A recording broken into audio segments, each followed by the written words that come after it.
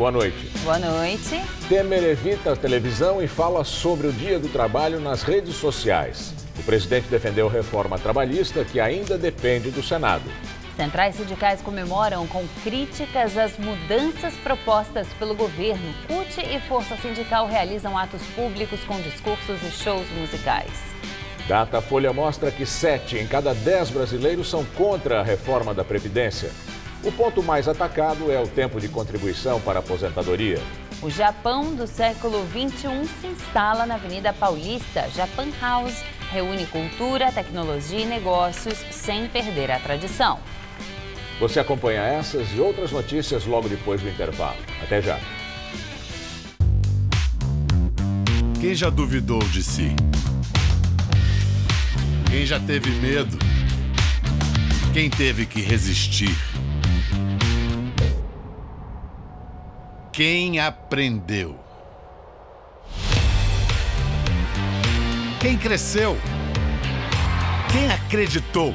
Você tem muitos motivos para seguir em frente e um só banco. Bradesco, pra frente.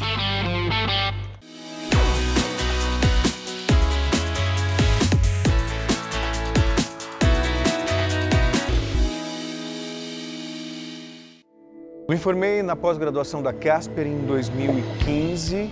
Depois de tanto tempo trabalhando como jornalista, senti a necessidade de uma reciclagem, de mergulhar novamente no mundo acadêmico em busca de novos conhecimentos. Eu, sinceramente, acho um privilégio, porque veja só, no mesmo espaço eu posso executar a minha função de jornalista, apresentando, escrevendo para o site, escrevendo para a televisão. Tenho a oportunidade de aprender, como tive na pós-graduação, futuramente no mestrado, e também posso, ao mesmo tempo, ensinar, passando a minha experiência num curso extracurricular. Poucas as pessoas têm essa oportunidade e eu, felizmente, tenho. Por isso, eu sou Casper. Somos todos Casper. Bonitinha, você já imaginou como é atravessar o Oceano Atlântico em um barco a remo? Socorro! No Todo Seu dessa segunda, Amir Klink vai estar aqui comigo para contar curiosidades dessas suas grandes aventuras no mar. Conheça detalhes da cromoterapia, técnica que promete curar doenças através das cores. E sabe quem vai fazer um musical de primeira grandeza pra gente? Meu querido Jairzinho. Eu tiro onda pra onda não me tirar. Eu tiro onda. Fica comigo pra curtir, vem? Tô te esperando. Todo Seu, nesta segunda, 10h30 da noite. Celelere, celelere.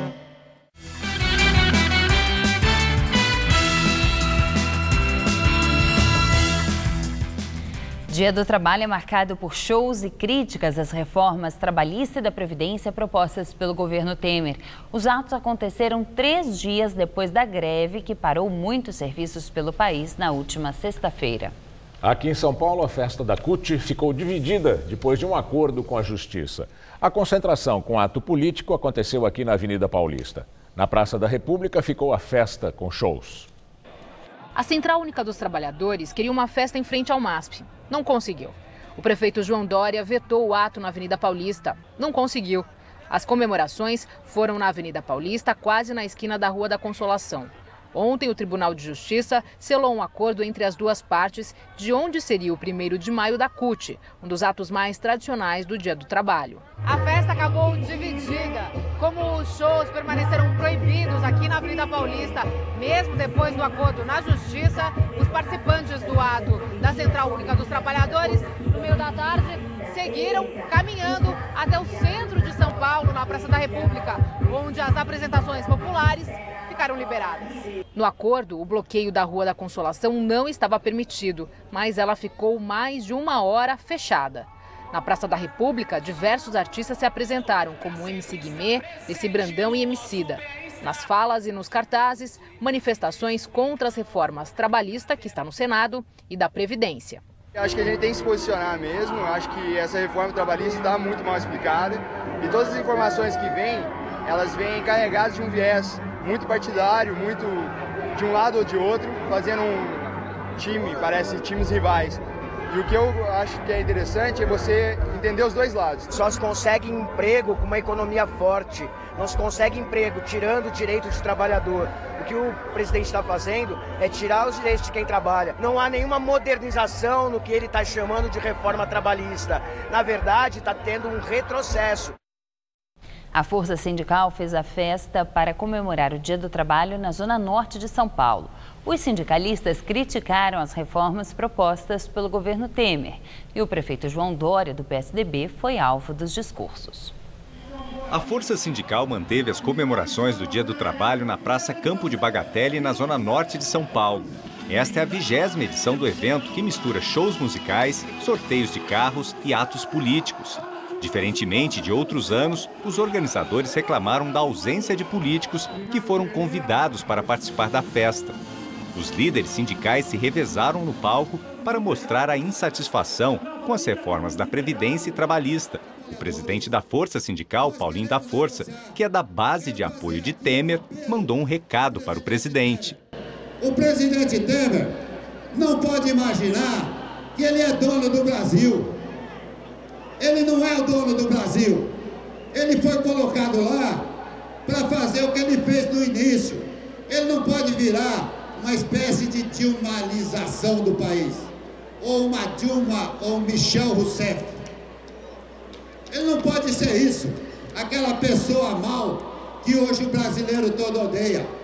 Os representantes das centrais sindicais afirmaram que farão uma reunião conjunta para definir os próximos passos do movimento contra as reformas e ameaçaram uma nova paralisação. Ou o governo negocia, ou nós paramos de novo o Brasil. As críticas ao prefeito João Dória, do PSDB, também deram um tom dos discursos.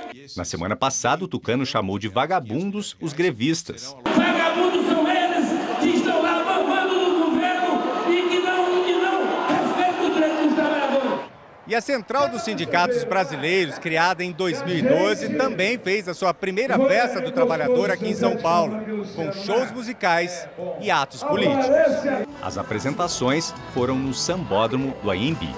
Nós queremos mais emprego, mais justiça social, mais desenvolvimento, ou seja, que a roda da economia faça o seu giro proativo, não como está fazendo esse giro negativo. Outras capitais do país também tiveram manifestações e protestos no 1º de maio. No Rio de Janeiro, manifestantes voltaram a se reunir na Cinelândia em protesto contra as reformas trabalhista e da Previdência. O ato, convocado por centrais sindicais, teve também críticas à repressão policial na greve de sexta-feira. No Distrito Federal, cerca de 800 corredores tomaram o Eixo Sul na primeira edição da Corrida do Trabalhador. O evento, organizado por várias secretarias do Distrito Federal, teve atendimento e prestação de serviços de saúde para os moradores de Brasília e das cidades satélites. Em Contagem, região metropolitana de Belo Horizonte, a arquidiocese da cidade celebrou a 41ª missa pelo Dia do Trabalhador. Além da homenagem a São José Operário, santo padroeiro dos trabalhadores, houve protestos contra as reformas propostas pelo governo Temer. O presidente Michel Temer falou sobre o Dia do Trabalho em vídeo publicado nas redes sociais. Ele defendeu a reforma trabalhista que foi aprovada na Câmara e agora aguarda a votação do Senado. Segundo Temer, com a reforma, todos os direitos trabalhistas estão assegurados. A proposta é alvo de críticas das centrais sindicais. A nova lei garante os direitos não só para os empregos diretos, mas também para os temporários e terceirizados, todos com carteira assinada. Portanto, concede direitos àqueles trabalhadores que antes não tinham. O presidente falou do desemprego, que, segundo o IBGE, atinge mais de 14 milhões de brasileiros. Há menos de um ano, recebemos um país com muitos milhões de desempregados. O desemprego ainda persiste, mas estamos trabalhando o tempo todo para mudar esse quadro. Temer citou também alguns dados da economia e disse que sua equipe está recuperando a confiança do país. É com trabalho que vamos vencer nossas dificuldades. Os resultados já começam a aparecer. Acredite no Brasil. Acredite na força de cada um em transformar o nosso país. Muito obrigado. Direto de Brasília, Josias de Souza fala sobre o Dia do Trabalho no Brasil. Não há o que celebrar neste 1º de maio. Como festejar o Dia do Trabalhador depois que o IBGE informou que há na praça 14,2 milhões de desempregados? Parece claro que algo precisa ser feito. Crises como a atual são oportunidades dramáticas para o entendimento, mas o Brasil não costuma perder a oportunidade de perder uma boa oportunidade. No momento, o PT e seus satélites torpedeiam Michel Temer por propor versões radicalizadas de reformas que Lula e Dilma defenderam e até tentaram implementar nos seus respectivos governos. Esse embate conspira contra o ajuste de uma legislação que não foi capaz de evitar o desemprego em massa. Por trapaça do destino, a carta de Pero Vaz de Caminha ao rei de Portugal é datada de 1º de maio do ano de 1500. Esse texto, espécie de certidão de nascimento do Brasil, retrata uma terra de sonhos, utópica. Depois das caravelas vieram a dívida pública, a corrupção e a politicagem. Junto com tudo isso, veio a legião de desempregados, que hoje é maior do que toda a população de Portugal. O Brasil vai se consolidando aos poucos como uma grande piada de português. Uma piada de mau gosto. Boa noite. Pelo mundo, o Dia do Trabalho foi marcado por manifestações e confrontos. Na Turquia, protestos contra o governo e em defesa dos direitos civis tomaram as ruas de Istambul. A polícia usou balas de borracha e gás lacrimogêneo para dispersar os manifestantes. Mais de 200 pessoas foram presas. Há 2 semanas, a Turquia vive um clima político tenso depois do referendo que ampliou os poderes do presidente Erdogan, permitindo amplo controle do sistema legislativo e judiciário. A oposição já apresentou recursos alegando fraude, mas nenhum deles foi acatado. Na França, as manifestações convocadas pelas principais centrais sindicais foram marcadas por confrontos entre a polícia e grupos de black blocs. Segundo o balanço do Ministério do Interior, 3 policiais ficaram feridos, um com gravidade, na explosão de coquetéis Molotov. O clima é tenso em toda a França a menos de uma semana do segundo turno das eleições presidenciais, disputadas por Emmanuel Macron e Marine Le Pen. Em Cuba, a população foi às ruas no 1º de maio, o último com Raul Castro à frente do governo. Com 85 anos e pouco mais de uma década no poder, Castro, irmão de Fidel, liderou o tradicional desfile dos trabalhadores em Havana, mas não falou à multidão. O presidente já anunciou que vai passar o comando da ilha em fevereiro de 2018 a outro governante. Ninguém sabe ao certo quem vai ser seu sucessor, que deve ser definido na eleição que começa em novembro. Agora à noite, o presidente da Venezuela, Nicolás Maduro, convocou uma Assembleia Constituinte para tentar resolver a crise no país. Segundo Maduro, uma comissão popular formada por pelo menos 500 pessoas da sociedade civil deverá redigir uma nova Constituição. A oposição já havia criticado a intenção do governo de chamar uma constituinte anunciada no último domingo, afirmando que a ação é mais uma estratégia de Maduro para permanecer no poder. A decisão ocorre em meio à maior onda de protestos desde 2014, que deixou ao menos 29 mortos só no último mês.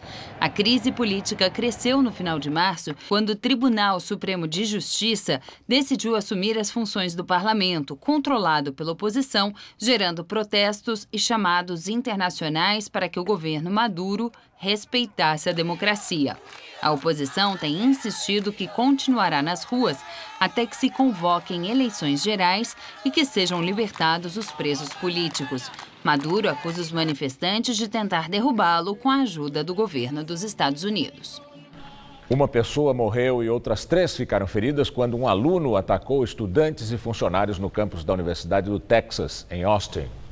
Segundo a polícia, o agressor, identificado como Kendrick White, de 20 anos, teria discutido e chutado um outro aluno antes de puxar uma faca grande de caça e atacar outras pessoas com facadas no pescoço e no estômago. Ele foi preso logo depois do ataque e todas as aulas e atividades no campus foram canceladas. Segundo a polícia, ainda há apuração do caso, mas a polícia afirma que a ação foi isolada e não há outras pessoas envolvidas. A Polícia Militar de Goiás afastou o oficial que agrediu o estudante Matheus Ferreira da Silva, de 33 anos, durante manifestação da greve de sexta-feira. Segundo o comando da PM, o capitão Augusto Sampaio, subcomandante da 37ª Companhia Independente da Polícia Militar, foi afastado das atividades operacionais, porém continua trabalhando administrativamente na corporação. Para a Corregedoria da PM, as imagens registradas durante o protesto mostram a clara agressão sofrida pelo estudante Matheus Ferreira da Silva, que levou um golpe de cacetete no rosto. Desde o dia da agressão, Matheus está internado em estado grave no Hospital de Urgências de Goiânia, com traumatismo crânioencefálico e múltiplas fraturas. Pesquisa Datafolha mostra que 7 em cada 10 brasileiros são contra a reforma da Previdência. Segundo o levantamento, 71% dos entrevistados rejeitam a reforma da Previdência. 23% dizem que são a favor.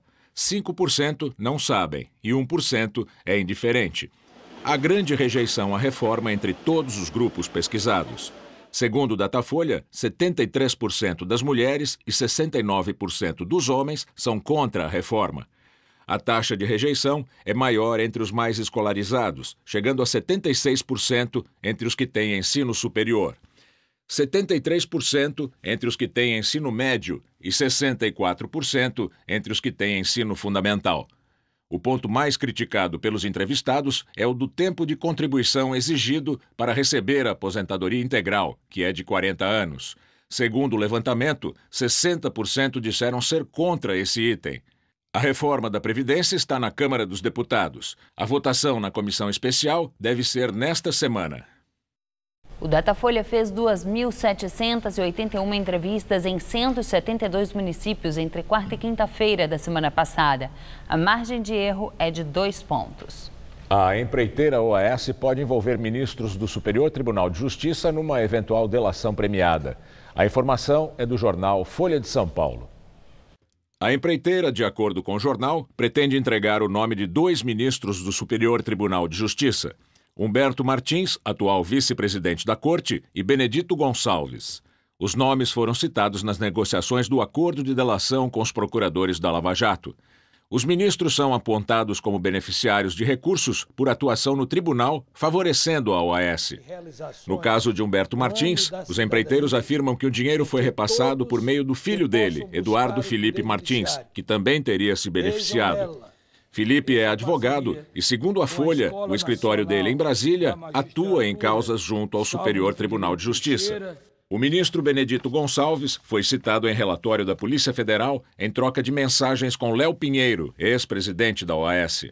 Segundo o documento, Léo Pinheiro mantinha contatos frequentes com o ministro Benedito Gonçalves. Não é a primeira vez que o nome dele é citado. Em maio de 2015, a revista Veja apontava a relação de amizade do ministro com Léo Pinheiro.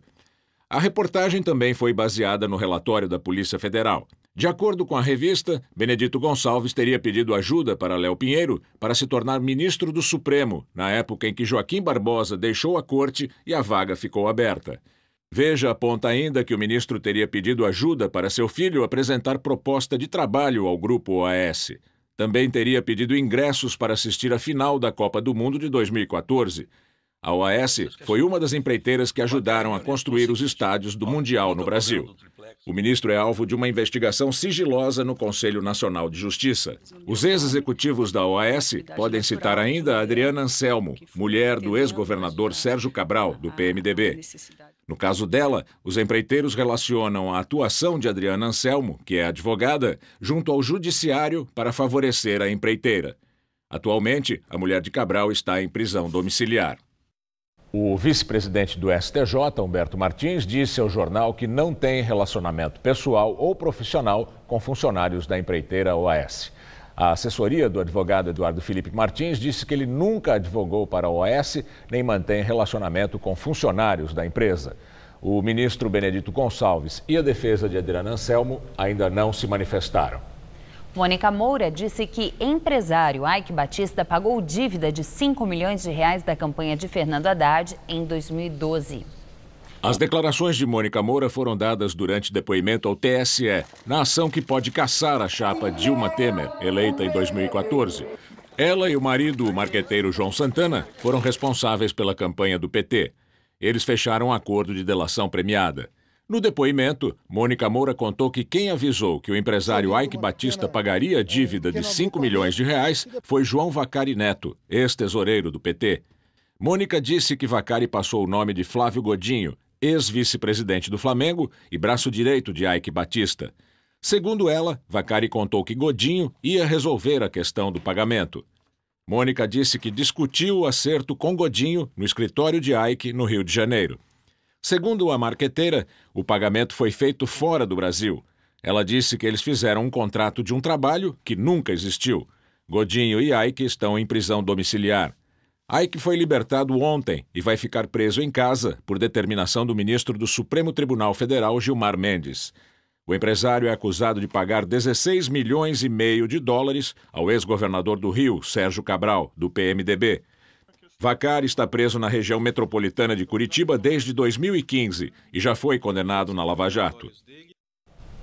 Em nota, a assessoria do ex-prefeito Fernando Haddad afirmou que João Santana e Mônica Moura jamais cobraram da campanha à Prefeitura de São Paulo nenhum valor além do contrato. A nota diz também que nem Ike Batista nem Flávio Godinho entraram em contato com Haddad ou com o tesoureiro da campanha. O ex-prefeito ainda afirma que desconhece quaisquer interesses do empresário na cidade de São Paulo. No Maranhão, um ataque contra uma comunidade indígena da cidade de Viana, a 220 quilômetros da capital São Luís, deixou pelo menos 13 feridos.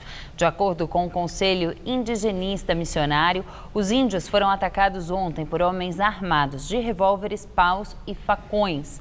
Pelo menos 3 índios ficaram feridos com gravidade, com as mãos decepadas e joelhos cortados. Os feridos foram levados para hospitais da região. Ainda segundo a comissão, esse confronto foi motivado por disputa de terras entre índios da tribo Gamela e fazendeiros. Em nota, a Secretaria de Segurança Pública do Maranhão informou que já abriu o inquérito para investigar o caso. O Ministério da Justiça mandou uma equipe da Polícia Federal para a área a fim de evitar novos conflitos. Um espaço dedicado à cultura, tecnologia e negócios foi inaugurado em São Paulo. É a Japan House, uma iniciativa paga pelo governo do país que promete oferecer um novo olhar sobre o Japão contemporâneo, sem perder as tradições. Uma viagem pela arte e os costumes da cultura japonesa em um único lugar. E ainda mais na Avenida Paulista. São Paulo, que é uma cidade policêntrica, que tem vários centros, talvez o único centro real da cidade seja a Avenida Paulista. É um centro em que todo mundo da cidade passa, que todos os meios de transporte estão e que tem uma característica pedestre. O espaço reúne exposição, biblioteca, auditório, uma loja com diversos produtos japoneses e até um restaurante. Outras 2 unidades ainda serão inauguradas em Londres, na Inglaterra, e em Los Angeles, nos Estados Unidos. Aqui em São Paulo, o tema da primeira exposição, que vai até o dia 9 de julho, é o bambu. Cada piso apresenta uma obra feita com material. É quase como se a arte fosse um projeto de vida. Foram 26 anos de trabalho até que o artista japonês desta obra conseguisse aperfeiçoar cada detalhe da escultura. Mais um exemplo de que a cultura japonesa está em constante transformação. O japonês veio aqui e transformou nossa agricultura, o japonês veio aqui e transformou a indústria, transformou, onde ele botou a mão, de certa forma, ele transformou a maneira que aquilo é feito. De certa forma, o bambu é uma agenda para isso, uma agenda de como a gente pode inspirar, né, o Brasil com um olhar milenar em torno de um recurso como o bambu.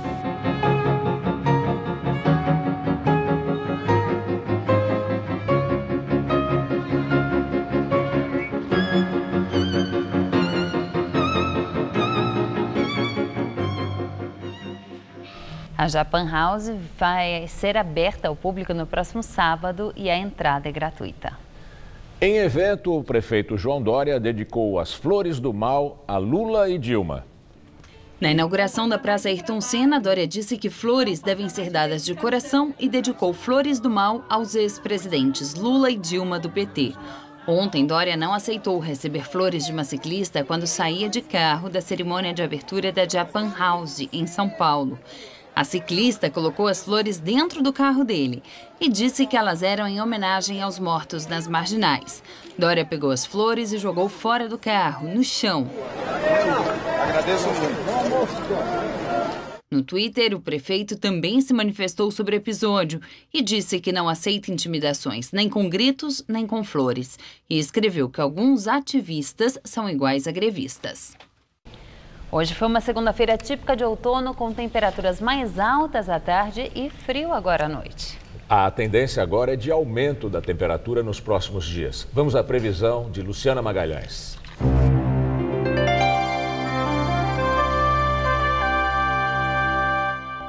A temperatura fica amena e a nebulosidade varia bastante amanhã em São Paulo, principalmente no litoral, no Vale do Paraíba e do Ribeira, onde o sol aparece, mas pode garoar. Já no oeste e noroeste paulistas, pancadas rápidas de chuva entre a tarde e a noite. Em Presidente Prudente, máxima amanhã de até 31 graus. Já na porção centro-norte do estado, máxima de 26 graus em Barretos e também em Franca. E na faixa leste paulista, máxima de 25 graus em Sorocaba e de 24 em São José dos Campos. Para a capital, a temperatura aumenta gradativamente e as nuvens diminuem, sem previsão de chuva para os próximos dias. Amanhã, máxima de 23 graus. Na quarta, mínima de 15 e máxima de 24. E na quinta-feira, tempo firme com calor de até 27 graus. O cantor e compositor Belchior está sendo velado em Fortaleza. Antes, ele foi velado em Sobral, onde nasceu. Belchior foi encontrado morto em casa em Santa Cruz do Sul, no Rio Grande do Sul. Ele tinha 70 anos e teria morrido em razão do rompimento da aorta. O enterro vai ser amanhã no cemitério Parque da Paz. Em Fortaleza, o corpo de Belchior seguiu no carro dos bombeiros por ruas da capital até o centro Dragão do Mar, na praia de Iracema. Antônio Carlos Gomes Belchior Fontenelle Fernandes nasceu em 26 de outubro de 1946 e foi um dos compositores mais enigmáticos da música popular brasileira, com quase 40 anos de carreira. Na infância, no Ceará, estudou piano e música. Em 62, se mudou para Fortaleza, onde estudou filosofia e humanidades. Belchior começou se apresentando em festivais pelo Nordeste. Teve o primeiro sucesso nos anos 70, ao lado de Fagner, com a canção Mucuripe, e lançou clássicos como as músicas Velha Roupa Colorida e Apenas um Rapaz Latino-Americano.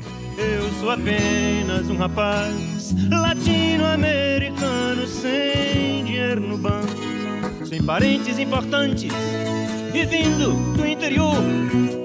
A composição, como Nossos Pais, foi um grande sucesso na voz de Elis Regina, uma de suas maiores intérpretes. Ainda somos os mesmos e vivemos. Ainda somos os mesmos e vivemos como os nossos pais. Belchior passou os últimos anos recluso, mas continuava compondo, embora não tivesse planos de fazer shows ou gravar discos. O cantor não tinha paradeiro certo desde 2008, um ano depois de abandonar a carreira. Belchior, um dos ídolos de uma geração, teve mais de 20 discos lançados. Mas sei que tudo é proibido. Aliás, eu queria dizer que tudo é permitido, até beijar você no escuro do cinema, quando ninguém nos vê. E nós ficamos por aqui. A edição de hoje pode ser vista no site do Jornal da Gazeta. Boa noite. Fique agora com Rony Von no Todo Seu. Uma ótima noite para você e até amanhã.